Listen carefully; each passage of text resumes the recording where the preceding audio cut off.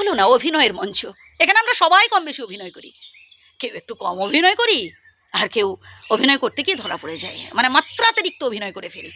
এই যেমন ধরুন না, কেউ কেউ বলে, আরে ভাই তোর আমার বন্ধুত্ব কোনোদিনও নষ্ট হবে না, আমি তোর পাশে সারা জীবন থাকবো, তোকে কোনোদিনও ভুলবো না, তুই মিলিয়ে নিস। আর ভাই একটা সময় দেখবেন যখন বিপদে পড়বেন আর সাহায্যের জন্য তার বাড়িতে যাবেন, সে তার বাড়িতে থেকেও বাড়ির লোকেদের দ্বারা বলে পাঠাবে, কই ও তো বাড়িতে নেই, কখন বেরিয়ে গেছে, কোথায় গেছে তা জানি না। এটাও একটা অভিনয়। আবার কেউ কেউ দেখবেন, এই যেমন ধরুন আমার মনে হাজার কষ্ট, হাজার দুঃখ, হাজার সমস্যা আমার বুকে জড়িয়ে আছে, তবুও আমি মুখে হাসি ধরে রাখার চেষ্টা করেছি, এটাও একটা অভিনয়। মানে এমন হাবভাব দেখাচ্ছি যে এই সংসারে মনে হয় সব থেকে বেশি সুখী আমি, এটাও একটা অভিনয়। আবার কেউ কেউ অভিনয় করি আমরা, বিধাতা তাকে সব কিছু দিয়েছেন, টাকা পয়সা বাড়ি গাড়ি অর্থ, কোনো কিছুতে অভাব নেই, সন্তান সন্ততি সব কিছুই আছে, তবুও দেখবেন তার মনে বড্ড কষ্ট, তার মুখে হাসি নেই, তার মনে অনেক কিছু হারিয়েছে, সে মনে হয় অনেক কিছু তার খোয়া গেছে। হয়তো কেউ সাহায্যের জন্য তার বাড়িতে উপস্থিত হয়েছে, বাবু দুটো টাকা দেবেন, তার দিকে এমনভাবে তাকাবে মনে হয় সে সাহায্য চাইতে এসে ভুল করেছে, এটাও একটা অভিনয়। হ্যাঁ, কষ্টে থাকার অভিনয়, সব কিছু পেয়েও কষ্টে থাকার অভিনয়। আবার কেউ কেউ দেখবেন প্রেমের অভিনয় করে, আপনি হয়তো দিব্যি তাকে ভালোবাসেন, হৃদয় থেকে ভালোবাসেন, মন থেকে ভালোবাসেন, আর সে এমনভাবে আপনার সাথে কথা বলবে যেন আপনার থেকেও সে বেশি ভালোবাসে।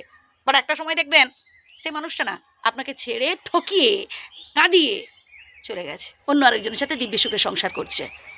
ভাই কথাগুলো আমি একদম বাস্তব বলছি, অনেকের কাছে হয়তো খারাপ লাগতে পারে, সরি, বাট আমি বাস্তব কথাটাই তুলে ধরার চেষ্টা করি। আমি এটাই বোঝানোর চেষ্টা করছি যে আমরা প্রত্যেকেই কম বেশি অভিনয় করি, প্রত্যেকেই কম বেশি অভিনয় করি। অনেকে দেখবেন মুখে মিষ্টি মিষ্টি কথা, অথচ অন্তরে বিষ।